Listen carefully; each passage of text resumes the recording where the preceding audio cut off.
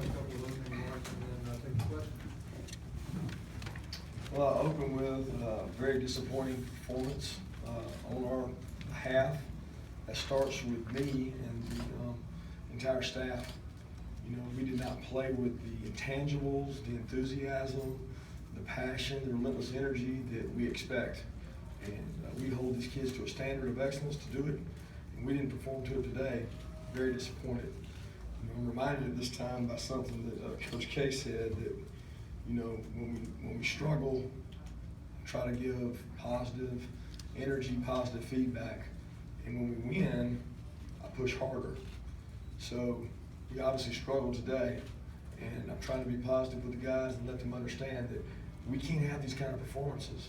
That when you perform like this without the passion and energy and enthusiasm, all the intangible things that we sell our program on, that's what happens. You got a poor performance. So it's disappointing, obviously. It's something that we'll be able to learn from. You know, I mean, I think back to last week, how lucky we were to have the outcome we had, and how jubilous and everybody was so excited. Yet now, this poor performance, and we win, and everybody's so sad, and the demeanor's so bad. So the highs and lows are so great in this profession, but we've got to use this as a learning experience for our kids, because we've definitely got to improve. I'll open it up for questions. Could you assess the play of Jacob? Obviously, you went with him for a long time, and then you went back to Lambert for the end of the game, the rationale there. Yeah, to be honest with you, Grayson, Jacob was playing well in the game. The run game wasn't there. We weren't able to move him up front, which is disappointing.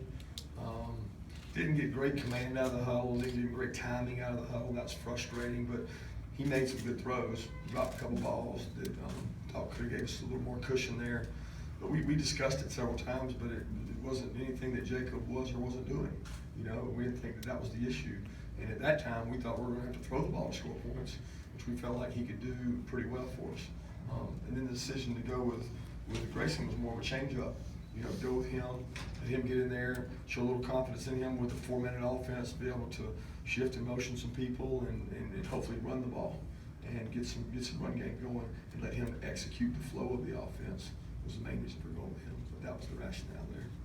What do you attribute your lack of pushing the offensive line to, something they were doing scheme-wise, or just their personnel?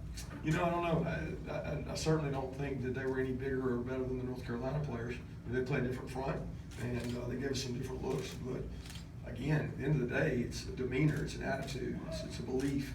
And I'll be honest, I never really sold that we pushed North Carolina around. We ran the ball well.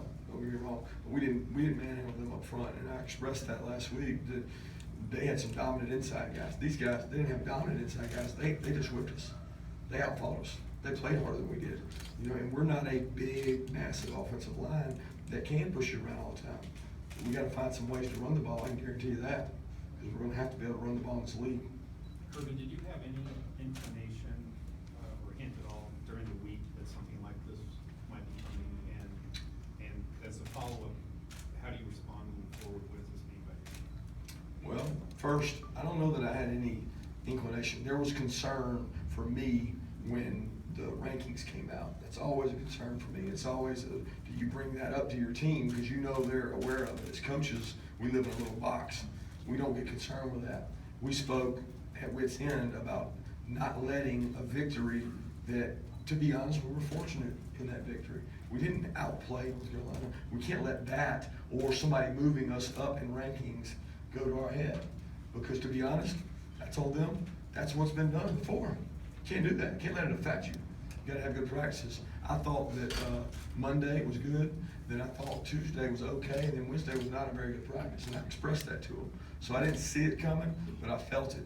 You know, I didn't feel that these guys were giving everything they had to give in practice, and they wouldn't have great focus. But I thought coming into the game we would play better than we did, certainly. And going forward, I think the biggest thing going forward is use it to teach from. I mean, let's be honest. When you turn a battleship, you turn it real slow. It goes like this. So it slowly turns. We have a lot of young people out there. When I look out there and I see David Marshall, Tyler Clark, and Mikael Carter, Julian Rochester, Charlie Warner, Isaac Nada, it's scary to think about those guys being out there in clutch situations. which they're gonna be in throughout the SEC conference play. So they're getting very valuable experience that we hope pays off down the road. Coach, what are you gonna have to do moving forward in the passing game to not allow SEC teams to stack 8, 9 guys in the box? Yeah, we're gonna have to pass. So in the passing game, we gotta get open and pass. The big thing is catching the ball, because we got 2 guys that can throw the ball effectively. We've gotta get open, and we've gotta hit our shots when we get an opportunity. You know, I think it's very clear that people are gonna love the box. That's obvious. The question is, what are you gonna do about it? And also, what are those receivers gonna do about it when they load the box and they gotta go block one? We got some receivers that are not willing to go block in the run game. And it will be pointed out and made a point to them that you're not gonna get to catch the ball if you can't block in the run game. That's way too important for us to be an effective football team. Coach, with the things you're disappointed in, I mean, at least at the end with 3 minutes and 42 seconds, you killed the clock with 2 big third downs. Was that at least a highlight to see? Well, I thought it was a great job by Grayson to make a pressure throw back into the boundary over there on 3rd down. Shows his leadership and his, you know, he's been sitting over there all game, and he goes in there and makes a great decision and converts for us. So that was a positive. You know, I thought Rodrigo, would be lost in all this, but Rodrigo kicked off better, and we challenged him to do that. And we had some plays in special teams. We try to go into every game and say that we're gonna score or set up a score in the kicking game. And we were able to set up a score with Isaiah almost returning it. You know, we basically gave one back when we dropped the punt. So, you know, let's be honest, sloppy, but I thought the special teams were improved, but we played nowhere near where we're capable of on offense. Even though you couldn't get the run game going, you leaned on Chubb there to run out the clock at the end. Can you talk about his role in that drive, and then including that block that he had on the blitz? Yeah, he picked up a great blitz. They had ran that earlier and he missed it actually. So, you know, we're not allowed misses and they come back. So it's a corner blitz that he should have picked up earlier. He did pick that one up, which was great. And he kind of willed himself to a couple of those first downs, you know, where he ran really hard, really tough. But, you know, I certainly think that that's who he is. He's a competitor. You know, I thought Sony, for the first time on offense, showed some leadership and got on some people's butts, which we need. We're begging for leadership. We're requesting leadership. Some vocal guys. We don't get that much, and that's okay, because we got some young pups that are gonna be really good leaders, but we gotta show them how. And as coaches, we gotta be the leaders until the kids take over. But Sony showed some passion and energy and played with a lot of heart out there for a guy who hadn't been able to practice full speed to go out there and do what he did. We gotta find ways to use him in the offense. Coach, can you talk about how well Trent Thompson played for you? I mean, you seem to be all in the backfield pretty much all day. Trenton practices hard, you know, and one thing that's been evident to me is the guys who practice real hard, they usually play good. So we need more guys to do what Trenton's doing. Trenton's athletic. He's one of our more athletic big men. And that's the hardest thing to find, in recruiting, but to help against these kind of teams, you gotta have a guy that can make a tackle in the backfield. We had a couple missed opportunities on sacks. You know, Zoe missed one that we should have had, and that was disappointing. But I thought that Trenton played really hard in what we do. I hope he played with better technique, because that's what he was asked to do. But we'll watch the tape and see. Coach, were you on the headphones there at the end of the game? You're at the 7-yard line, you throw a pass there, obviously they pick it off. Second down. Yeah, and I'm just wondering, did you have any concerns about throwing the ball as opposed to just running right there? And you just Absolutely not. It was a safe call. We're behind the sticks, and we're trying to be aggressive and go score out there, get points. And it was a really, really safe pass that turned out wrong. Kid didn't make a good decision. He didn't throw the ball where he was supposed to, and all gets batted, tipped, gets intercepted. So, no, I don't have a problem with being aggressive and calling it that way. Kirby, can you do anything on the O-line, or what can you do? Well, we can get better. That's the one thing we can do. We can't go change the guys out. We got no free agency. We got no cuts. So we have to take what we've got, and we've got to get those guys better. They've got to play better. And ultimately, I think that group has the most leadership on our team. Doesn't mean they have the most ability. They got the most leadership. So most of the time, the O-line is a key unit that works together, plays together, and the more experience you have, the better you play there. They've got to improve in their performance and their ability to get movement and do some things, and even protect. You know, we've had a couple times where guys came through and got a holding call there. So we'll watch the tape. We'll coach the guys.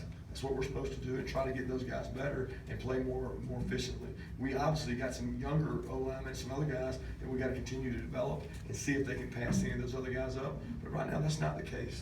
It's not the 6 guys that played, it's how they played. And that's what I'm concerned with. How do we get them to play better? Coach, were you surprised at all that they were able to control the line on both sides of the ball? Yeah, I was surprised that they were able to control the line of scrimmage on the defensive line, with their defensive line. I wouldn't say they controlled the line of scrimmage with our defense, but I will say that they controlled it against our offense, and that was surprising. I think anytime that you come out and play an FCS opponent or a different opponent, that could happen. You gotta do a great job when you play whoever it is of controlling the line of scrimmage. We won the game because we controlled the line of scrimmage against North Carolina, and we almost lost this game because we didn't do that offensively. Did you guys have to hold anything back with how much you used Sony today? What do you mean? In terms of, did you want to limit his snaps given his first game back? No, we weren't limiting his snaps. We were trying to get him in situations where he could get some loose plays and get the ball on the sideline, get some confidence, that kind of thing. But there was no limitations to he or Nick as far as number of reps. Kirby, you continue to not make quarterbacks available after games during the week, and today also no offensive lineman available. Why have both those things? To be honest with you, I don't know that those guys are ready to talk. I don't think anybody requested Cablano or any of those guys. I'm not holding any of the offensive linemen back other than players that just got here. And that's the decision on the offensive line. It's more about the guys who've been here and are leaders, and I want them to be spokesmen for the team. At quarterback position, we don't have a settled position, so I'll continue to do that until we feel comfortable with Jacob with the media or Grayson as the quarterback. So it could change next week, and as far as the starting quarterback?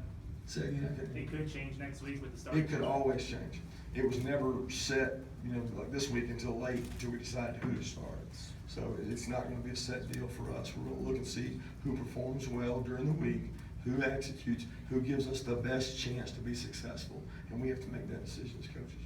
What should we take from the fact that Jacob was pulled late in the game for? Nothing, just the fact that we thought that Grayson would handle that situation better, which is 4-minute offense, which is trying to grind it out and get first downs. I mean, ultimately, we were in a situation where they know you're gonna run the ball. They know you're trying to milk the clock. So if they know that and they're trying to stop it, you gotta be willing to run the ball, keep the clock going, and then you gotta be able to convert a third down. So Grayson was able to do that. We thought that he would do that best. You played FCS teams before, but those JUCO guys from East Mississippi that they got, is that one of the biggest defensive lines you've seen from a FCS team? I wouldn't say the biggest, I'd say very comparable. I think that you gotta understand something. When I was at Alabama the first year when we lost to ULM in a game very similar to this, that we turned the ball over 5 or 6 times. I think we turned it over today 3 times. I mean, when they get momentum and they start believing that they can play with you, you better hold on. Because they're playing on an adrenaline that your players don't have. And why don't our players have it? I don't know why. We've got to get it in them. We've got to get them to want to win just as bad as the other team. We challenged them all week to say, hey, if you were picking a pickup basketball team, who would you pick? Would you pick you or would you pick another guy?